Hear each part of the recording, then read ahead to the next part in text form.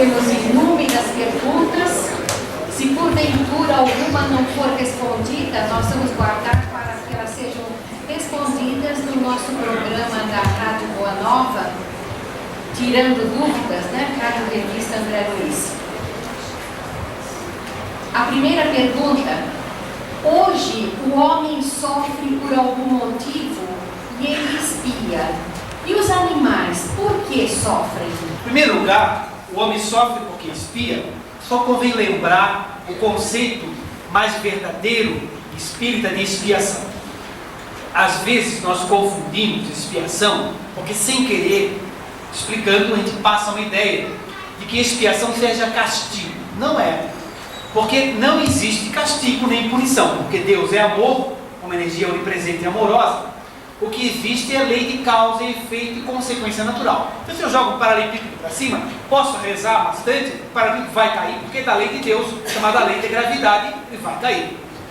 Agora, eu posso pular para o lado, abrir um guarda-chuva bem forte e a pedra não me machucar tanto. Eu posso usar um artifício para me defender. Posso orar, posso trabalhar e posso minorar a consequência natural do que eu fiz.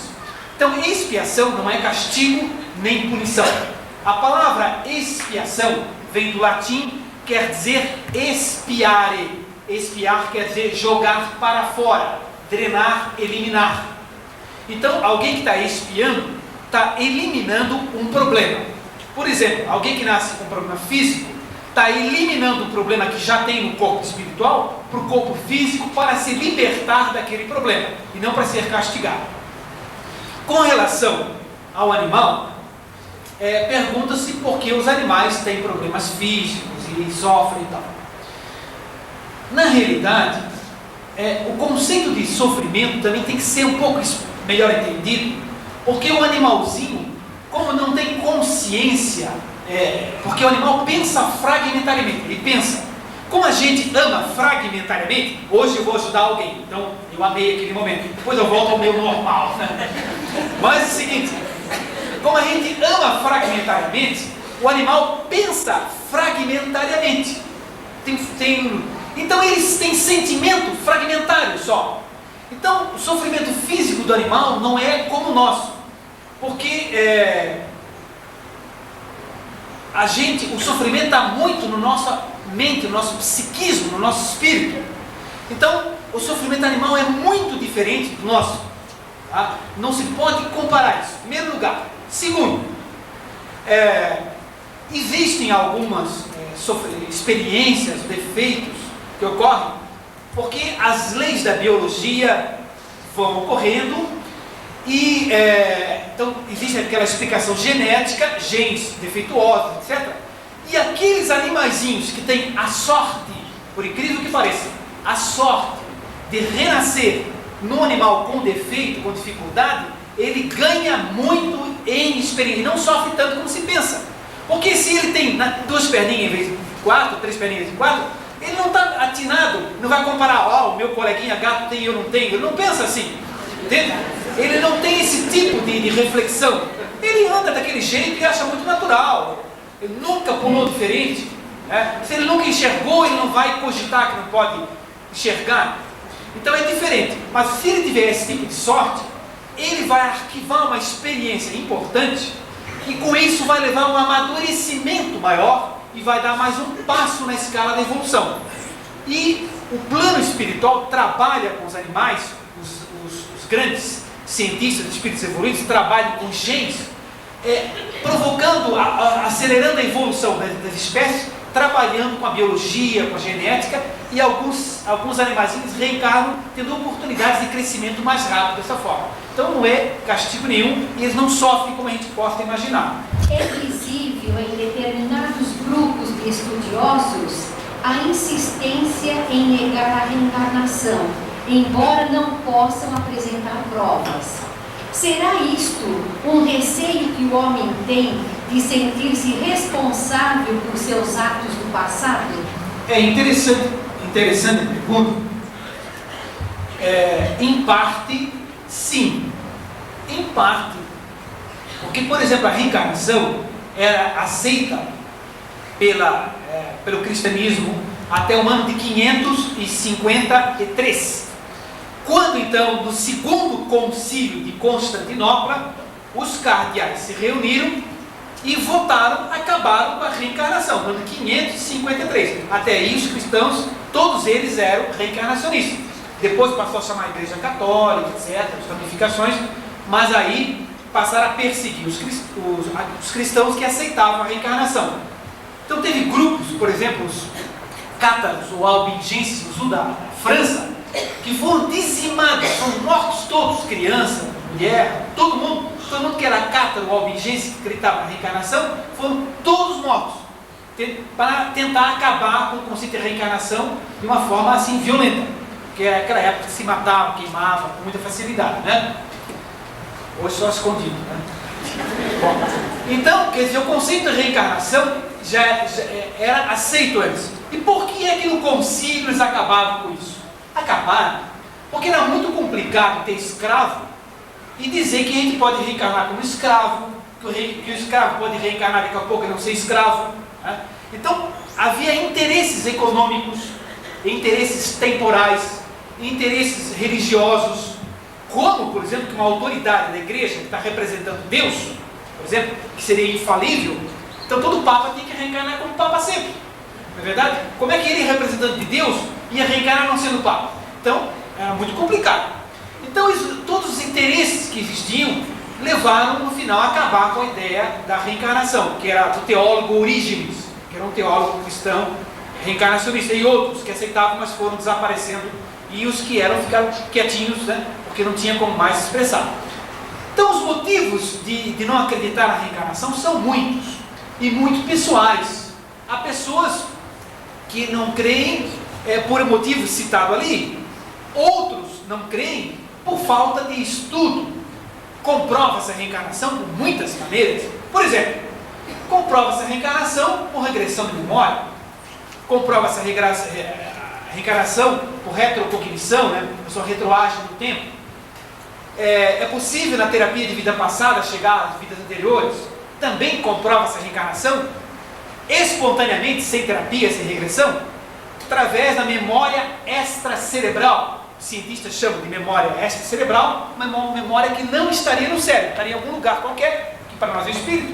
A memória extracerebral é a memória que crianças têm de vidas anteriores, se lembrando detalhes de vidas anteriores. Ah, lá na tal cidade mora alguém com tal nome, casado com fulana, que foi meu pai na vida passada. Vai viajar, existe o fulano, existe a fulana, enfim. Isso é memória extracerebral. É uma maneira de comprovar a reencarnação também. Comprova-se a reencarnação através da justiça divina. Por exemplo, para quem crê em Deus, é difícil entender o Deus criando justo, sábio e bondoso, criando um aleijado, um sadio, um rico, um pobre, um inteligente, um com retardo mental. Quer dizer, ou Deus não existiria, ou ele não seria justo, ou de vez em quando dava cochilado. Quer dizer, esse Deus nós não aceitamos, né? Quer dizer, como Deus não tira férias nem nada disso, ele é um presente, etc., tem que dar oportunidades iguais a todos. Ou então, daria como? Pela reencarnação. Então, todos nós temos oportunidades, e todos nós um dia evoluiremos. Como diz no Evangelho, nenhuma das ovelhas se perderá. Como? Só reencarnando. Porque só olhar para o lado aí, que vai ver que é impossível numa vida só.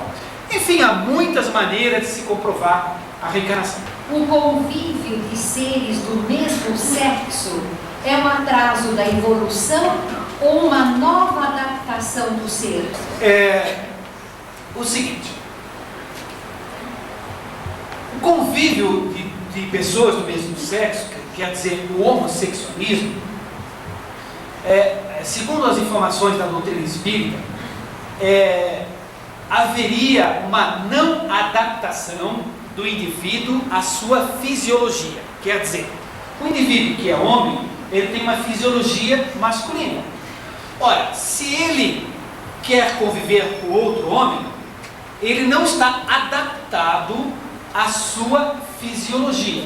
Se não está adaptado à sua fisiologia, ele está com dificuldades com relação à sua fisiologia. E dificuldade é uma coisa que precisa ser auxiliado, ajudado. Então, portanto, é alguém em dificuldade. Na doutrina espírita, nós não somos contra o fumante, nós somos contra o fumo. Ninguém vai tratar mal o fumante porque ele fuma. Ele é o irmão nosso para trabalhar, fazer tudo, fazer palestra, não tem nenhum problema.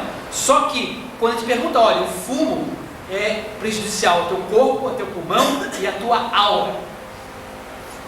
Nós trabalhamos com fotos de Killer, trabalhamos muito com foto da aula. Para 98 a gente aparece com foto da aula.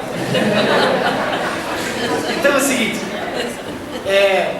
quer dizer o seguinte, o indivíduo, então, o fumo é algo que prejudica o indivíduo. Então o fumante está em desequilíbrio é uma atitude em desequilíbrio com a sua fisiologia. Não quer dizer que ele não possa ser espírito mais adiantado do que eu que não fumo, certo? Ele pode ser espírito mais elevado do que eu, mas no ato de fumar ele está em equívoco. Então, no caso da homossexualidade, um indivíduo homossexual pode ser mais evoluído do que a gente que não seria homossexual, que seria heterossexual, que conviveria com pessoas do sexo complementar. Então, nesse aspecto, a gente estaria em equilíbrio com a nossa fisiologia, portanto, em equilíbrio com a lei da natureza, que é com a lei de Deus. Mas não quer dizer com isso que eu seja um indivíduo melhor do que o homossexual, que pode ser um indivíduo muito mais evoluído, ajuda muito mais gente, um indivíduo maravilhoso, e eu faço caridade só às quintas-feiras à tarde, porque o resto não é verdade? Então, quer dizer, tudo é relativo. Mas a homossexualidade, ninguém vai ser contra o homossexual, mas a gente comenta, explica, estuda que é uma dificuldade com adaptação fisiológica que precisa ser amparado, protegido, com todo carinho, com todo respeito, mas não está em equilíbrio. Gostaria que o senhor falasse sobre a evolução da consciência no contexto da evolução das espécies, considerando a força aceleradora desse processo. Nós poderíamos considerar que dentro de nós existe um inconsciente puro que pode ser considerado a força aceleradora desse processo. Não sei se é essa a referência que a pessoa está fazendo. Mas dentro de nós existe Deus em nós, a centelha divina. Como Jesus disse, vós sois deuses, Deus está em vós. Dentro de nós teria aquela força aceleradora da evolução. Então isso determina que nós evoluamos continuadamente. Então a evolução da consciência, no caso, seria a evolução do próprio espírito, entendo que seja cristão, seja essa, né?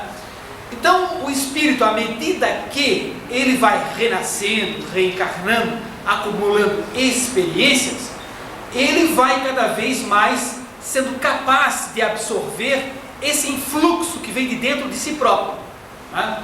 Então nós podemos buscar Deus fora, mas também buscar Deus dentro, e cada vez mais interarmos esses dois fatores no sentido da evolução. Talvez essa pessoa possa conversar conosco depois para a gente poder analisar os conceitos que ela está passando no conteúdo ali, que é muito profundo. Sabe-se que a evolução do espírito é incontestável também nos mundos superiores. Lá estão reencarnados homens e animais. Pergunto, esses animais são mais evoluídos que o homem na Terra? Não são. O que sucede é o seguinte, tem até uma pergunta do Livro dos Espíritos a esse respeito, parece 591 a 598, tem várias perguntas sobre animais, e o Espírito responde o seguinte, mas eles sempre são animais. E tem gente que entende, que está escrito que eles sempre serão, não está escrito isso, serão animais. Diz que eles sempre são animais. Eles está perguntando sobre animais. Os animais são animais. Então, embora sejam muito mais evoluídos que os animais terrestres, comparativamente, eles são menos evoluídos do que os seres humanos. Mas ainda são animais. Sempre são nesse sentido. E não sempre serão, como alguém possa interpretar. Se o animal não possui espírito, como é que há pessoas que dizem ter visto o espírito do seu animal desencarnado já há algum tempo? O animal tem espírito sim, mas espírito de bichinho. É o seguinte, nós, por questão de conceito, nós chamamos os espíritos dos animais de princípio espiritual. E chamamos o espírito na fase humana de espírito mesmo. Porque que nós usamos na doutrina algumas palavras que têm dois significados ou vários. Por exemplo, apareceu um espírito na sessão e eu vi que o espírito é o espírito da mulher, sorriu e tal. Mas na realidade a gente não está vendo o espírito, está vendo o perispírito, o corpo espiritual. Aí eu digo, esse espírito que está se falando aí, se comunicando, ele tem um perispírito e um espírito. Aí alguém que não entende como é que é, tem dois, um dentro do outro, como é que é? Então a gente usa a palavra espírito para dizer alma do outro mundo, né? E usa a palavra espírito para dizer a essência do corpo espiritual. Uma palavra com dois significados, e complica. Então, o espírito dos animais, que tem espírito sim, a gente chama de princípio espiritual, e não chama de espírito. Para chamar de espírito só quem já está na fase humana. Só que o princípio espiritual de gatinho é gatinho, o princípio espiritual de cachorrinho é cachorrinho, certo? Pode sofrer pequenas modificaçõezinhas para reencarnar e tal, mas é um bichinho. E pode ser mantido no mundo espiritual mais meses, em algumas situações algum tempo mais, pelo amor do seu dono ou pelo amor dos espíritos orientadores que cuidam daquela espécie. Senão o cachorrinho reencarnaria logo na semana seguinte. Mas está desencarnada um montão de gente que amava aquele cachorrinho, que mantém com seu amor e ele se alimenta energeticamente e permanece no mundo espiritual algum tempo, certo? Isso é possível. Então é um espíritozinho de animal que nós chamamos de princípio espiritual, para não confundir com gente, tá? Os seus estudos no campo da medicina alguma vez entraram em conflito com a teoria da reencarnação? Quanto mais a gente estuda a doutrina espírita, mais a gente se completa, mais a gente fica feliz porque consegue entender algumas coisas que a medicina não explica. Até coisas como nós falamos na palestra anterior, porque a gente estudava que o espermatozoide mais apto ganhava corrida e fecundava o óvulo, né? Aí um aluno perguntou, eu contei aqui, mas como é que o espermatozoide é tudo ruim, todo cheio disso, daquilo, vai dar com 1000 defeitos e retardos e ganha a corrida dos outros? E eu não soube explicar. E só fui explicar conhecendo o espiritismo por causa das energias, sintonia e assim por diante. Então, quanto mais eu estudo o espiritismo, mais eu fico feliz e mais eu consigo entender os fenômenos da medicina. Agora, as pessoas que não são espíritas ou que não conhecem a reencarnação, elas vão se distanciando cada vez mais da religião. Então, eu tenho muitos colegas médicos que, quando passa o censo, eles bota aí católica, assim, bota aí, assinala xizinho do católico, ou qualquer um deles ali. Mas, aí eu pergunto, você acredita na missa? O que é missa? Eu disse, não, você acredita que o milagre do corpo e do sangue de Jesus está ali? É um símbolo. Não, não é símbolo não. Isso aí é o milagre da Eucaristia. Está presente ali o corpo e o sangue de Jesus, está ali na Eucaristia. É um milagre, tem que acreditar. Isso aí é dogma da igreja. Isso eu não acredito. Você acredita no inferno? Isso aí é uma coisa antiga. Não, que eu conversei com o bispo Dom Murilo Krieger um tempo atrás e perguntei para ele, Dom Murilo, o inferno existe? Ninguém autorizou mudar nenhum dos dogmas da igreja. O inferno existe. Muito obrigado. Entende? Então, você acredita no inferno? No inferno eu não acredito. Você acredita que contando o pecado para o padre, ele representa Deus e ele te perdoa? Não, isso eu não acredito. Você acredita que você engolindo a hóstia, Deus está ali em corpo presente com milagre? Não, isso eu não acredito. Então, meu amigo, você não é católico, coisa nenhuma. Você está enganado. Então, o que acontece é que as pessoas vão abandonando, e vão começando a estudar medicina, engenharia, seja o que for, e não encontram explicações, né? E vão abandonando tudo que é ligado à religião, porque tudo é crendice e tudo mais. Graças a Deus, até hoje eu tenho conseguido as respostas. Quanto mais procuro, mais fico satisfeito, por enquanto, né? E eu acho que está indo bem. Então, na realidade, só completa. O senhor falou na evolução de plantas e animais. E nos minerais, existe uma evolução? Existe. O ponto máximo da evolução no planeta Terra, nos minerais, são os cristais. Eu estudo um pouquinho de radiestesia. Então, a gente usa pêndulo, eu uso, não tem nada a ver com espiritismo não, mas é só curiosidade. Eu uso radiestesia, então a gente coloca um pêndulozinho, e aquele pêndulo de cristal, ele é magnetizado, e a gente comanda o pêndulo de cristal, ele é envolvido, e entra em sintonia com o plano que a gente quer sintonizar. É um veículozinho, né? Já que a minha mediunidade é que nem de poste, assim, não vejo, não escuto nada, tá? Dizem as pessoas que a gente tem intuição quando trabalha com médico, muito provavelmente tem. Mas de qualquer forma, nunca vi um espírito na vida. Nunca vi um espírito na vida. Tá? Então, não tem evidência nenhuma. Tal. Então, com a radiestesia, eu consigo pegar algumas coisas. E uso o pêndulo de cristal. Por quê? Porque o cristal é o ser mais perfeito, mais evoluído do planeta Terra no reino mineral. O cristal não perde elétron, ele é perfeito, harmônico, organizado, é o ápice da evolução. Então a gente consegue manusear o cristal muito bem com pêndulozinho, radiestesia, devido a esse processo evolutivo. E o cristal veio de transformação de outros minerais anteriores. Há uma teoria de que a região amazônica já foi um mar ou uma área totalmente alagada.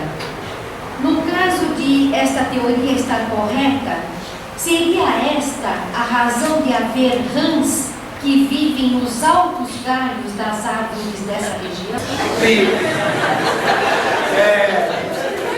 Não sou ranólogo, não. É provável, não sei, que realmente os oceanos ali foram mesmo, pelo menos grandes lagos. Cavando-se muito na Amazônia, quem já esteve lá ou estudou, cavando-se muito, tem muita areia. Areia é quase que nem de deserto. Então parece que realmente foram lagos grandes, ou talvez os oceanos tenham sido naquela região mesmo. E é provável que seres decorrentes de evolução naquela área permaneçam ali, renasçam ali e originem espécies como essa desconhecida. Eu nem sabia que tinha rã em cima de algo. O protoplasma que inicialmente revestiu o nosso planeta era matéria vitalizada? Exatamente. O protoplasma era matéria vitalizada. A lentidão com que o homem vem tomando conhecimento da dimensão espiritual deve ser aceita naturalmente ou é consequência do acomodamento do próprio homem? Olha, os dois fatos são verdadeiros. Então, o seguinte, eu acho que a gente não pode perder tempo, mas não pode ser inconveniente. Entendeu? Porque não adianta a gente ir para a rua, bater tambor, existe a reencarnação, bum, bum. Isso não resolve nada. Fica ridículo, não resolve nada. Né? O pessoal de algumas religiões que fica estranho e não convence ninguém. Agora, no momento certo, a gente não pode perder a oportunidade. Então eu aproveito todo momento que tem na hora certa. Por exemplo, eu estava viajando agora de avião para cá. Quem eu vejo no avião? Leonel Brizola. Aí, não é propaganda. Aí, eu cheguei e disse, olha, eu apresentei, nunca me viu na minha vida, né? Olha, muito prazer, eu sou escritor, aqui está um livro de presente do senhor. Eu dou reencarnação, muito obrigado. Muito assunto interessante e tal. Como bom político, naturalmente, aprecio muito pessoas que se preocupam com temas dessa natureza. Tá? Muito obrigado. Então, já levou o livro da reencarnação. Se ele vai ler, não sei. Mas se ler, ele pode influenciar outras pessoas, mudar conceitos, rever. É uma oportunidade. Tem um livro para ele de presente. Né? Então, a qualquer momento, a gente pode falar alguma coisa, citar algum exemplo. Mas isso tem uma explicação interessante. Né? Então, a qualquer momento, a gente não perde a oportunidade, tem que fazer um toquezinho para despertar interesse. Né? Por exemplo, no consultório, eu tenho sempre um livro espírita em cima da mesa. Sempre.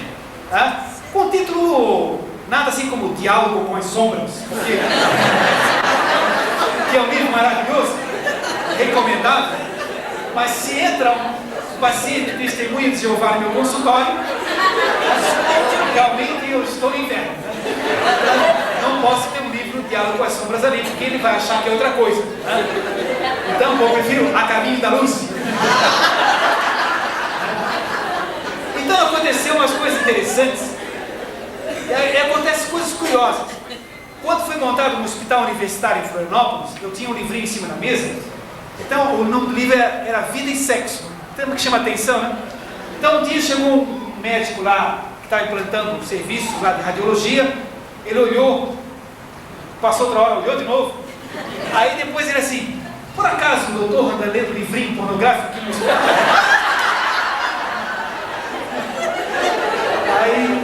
Aí eu expliquei para ele que não era bem isso, que era outra coisa, né? E dessa explicação, e começamos a conversar, e a história é muito interessante, não dá de contar aqui. Eu sei que depois dei um livro para ele de presente, dei o segundo, mandei comprar o terceiro. E aí ele começou, hoje, o Dr. Hugo, ele dá passe no centro espírita.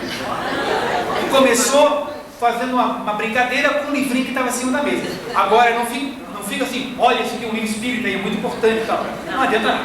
Então isso é uma coisa assim, sutil, uma coisa que, porque nós temos elementos de raciocínio, nós temos base, nós temos informações, né? Ninguém diz assim, você tem que entrar para o espiritismo para se salvar, porque isso não existe. Nós temos uma outra visão, uma visão de abertura, né? Então as pessoas vão ver que é algo assim, muito interessante, que nos liberta. Ninguém fica preso, mas pelo contrário, livre. Então nós temos que não nos acomodar, trabalhar, é importante. Mas também, o outro aspecto da questão também é verdadeiro. A ideia da reencarnação já conta com aceitação significativa no meio médico? Olha, eu diria o seguinte, que em relação aos anos passados, sim, a cada ano, a cada 10 anos, eu me formei em 71, então já tenho 25 anos de formado, né? Eu estou ficando velhinho. Aliás, eu sou vovô, tá? Minha netinha nasceu uns dias atrás, tem uma netinha que é o nenenzinho. Então é o seguinte, com relação à época que eu me formei, em 71 para cá, encontrar um espírita médico era mais ou menos raro. Ó, fulano de tal é espírita. Hoje em dia tem muitos. Tem a Associação de Médicos Espíritas aqui em São Paulo, tem a Associação de Médicos Espíritas em várias cidades, que se reúnem para estudar o espiritismo e a medicina. Existem muitos psicólogos espíritas, psiquiatras espíritas, então está crescendo. Agora, estatisticamente, o número de pessoas que não acreditam em nada é muito maior. E a culpa é das religiões tradicionais, que realmente não fornecem elementos, então a pessoa acaba abandonando, né? Graças a Deus está começando a aparecer também médico antroposofista, que é reencarnacionista, médico Rosa Cruz, que também é reencarnacionista, né? E assim por diante, Seixonoye, que é reencarnacionista. Está aparecendo uma série de outras correntes abertas e muito produtivas. Nós ainda temos inúmeras perguntas, mas nós vamos fazer a última. As demais vão ser respondidas no programa Rádio Revista André Luiz, da Rádio Boa Nova e da CBN, né? CBN Clube de Sorocaba. Aqui em São Paulo, o Rádio Revista André Luiz vai ao ar às quintas-feiras, às 16 horas e 30 minutos. Então, a última pergunta é a seguinte: que futuro o senhor imagina para a medicina, já que atualmente está se dando tanta importância ao comportamento mental e emocional das pessoas? Bom, meus amigos, no nosso consultório, por exemplo, a gente procura fazer alguma coisa nas nossas limitações, mas porque eu faço pediatria, mas trabalho com homeopatia com adultos também. Então a gente faz uma homeopatia ligada muito ao psiquismo do paciente.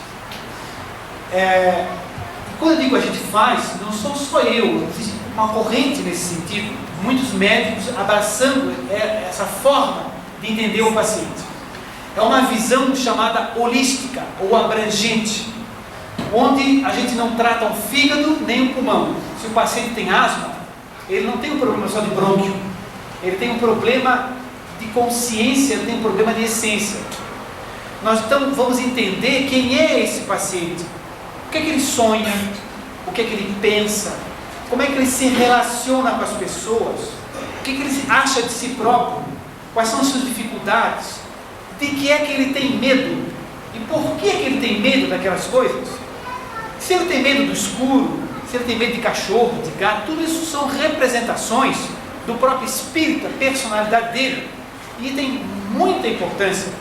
Então, por exemplo, um paciente que é asmático e que tem medo, pavor de gato, o remédio para ele geralmente se usa é tuberculinum, que é um remédio que sintoniza, tem uma frequência de energia, tem uma frequência de onda que entra em sintonia com um paciente que tem pavor de gato.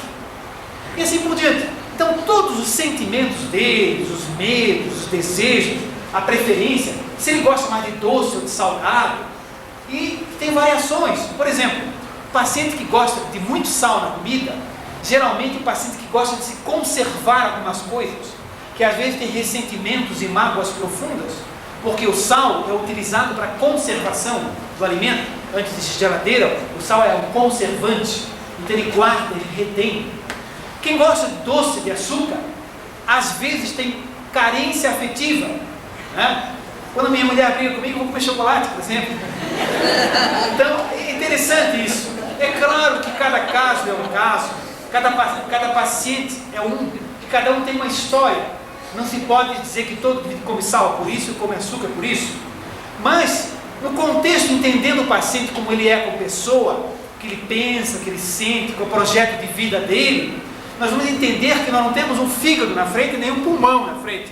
Nós temos um espírito, uma pessoa que sente e que pensa e que está repercutindo no corpo o seu problema. E ele tem crise de asma quando está ansioso, quando tem medo, quando a mãe dele viaja, ou quando a esposa está de mau humor, enfim, quando a sogra chega em casa, né? Então o que acontece é o seguinte: nós temos que entender o que ele é como espírito e por que ele tem isso. Então, a corrente homeopática moderna já valoriza muito a parte mental, a parte psíquica do paciente. Então, a psicologia moderna e a psicologia está avançando cada vez mais, e a psicologia transpessoal, que é a psicologia mais moderna, os livros do Divaldo Franco falam muito, plenitude, o ser consciente, o homem integral, falam na psicologia transpessoal. A Joana de Anjos fala o livro inteiro sobre isso. Por quê? Porque a psicologia moderna transpessoal está descobrindo a história do espírito, e a medicina está cada vez mais chegando nessa parte, através de alguns ramos que estão entendendo as energias e entendendo esses valores também. Então nós vemos que no futuro o médico vai entender que ele tem um ser constituído de espírito, uma estrutura intermediária e um corpo, e que tudo isso é interrelacionado, e que o meu corpo reflete no espírito. Tal forma, se eu tenho uma pedrinha no meu sapato, eu posso ficar mal-humorado, porque a pedra atingiu o dedinho do meu pé, ou o dedão, e machucou o pé, e isso vai refletir no meu psiquismo, uma simples pedrinha no sapato. Da mesma forma, o problema físico reflete no meu espírito, e o meu espírito reflete sobre o corpo. Então eu faço um problema orgânico, pulmonar, gástrico, uma úlcera, um infarto, por causa dos meus medos e minha ansiedade do que eu sou como espírito. Então o médico precisa tratar esse indivíduo, vendo ele de uma forma abrangente, holística, como um ser realmente integral, tá? Então o caminho da medicina realmente é esse caminho. E o Espiritismo, graças a Deus, até completando uma pergunta que foi feita, ele nos dá essa visão complementar. É claro que o que é verdade? Nós podemos dizer que a verdade é como se fosse um grande espelho que jogaram para cima e cada um pegou um pedaço e acha que tem um espelho inteiro. Então, na realidade, nós temos que juntar os pedaços e trabalharmos juntos, montarmos o grande espelho e darmos de braços dados e não acharmos que somos donos da verdade, mas somando com todos os conhecimentos, né? E por isso o Espiritismo é ciência também. E a verdade também é o acordo do nosso pensamento com a nossa realidade. O que quer dizer isso? Quer dizer que se um índio antropófago mata outro índio e come e se alimenta desse índio, achando que está agradando os deuses, ele não está errado, porque é a sua realidade e o acordo do seu pensamento, do seu ato com a sua realidade é a verdade. Agora, para nós, a verdade é outra, porque nós já temos outras informações. Então o nosso pensamento tem que estar em acordo com a nossa realidade. E essa realidade a doutrina espírita nos oferece cada vez mais ampla. Meus irmãos, muito obrigado, um abraço para todos.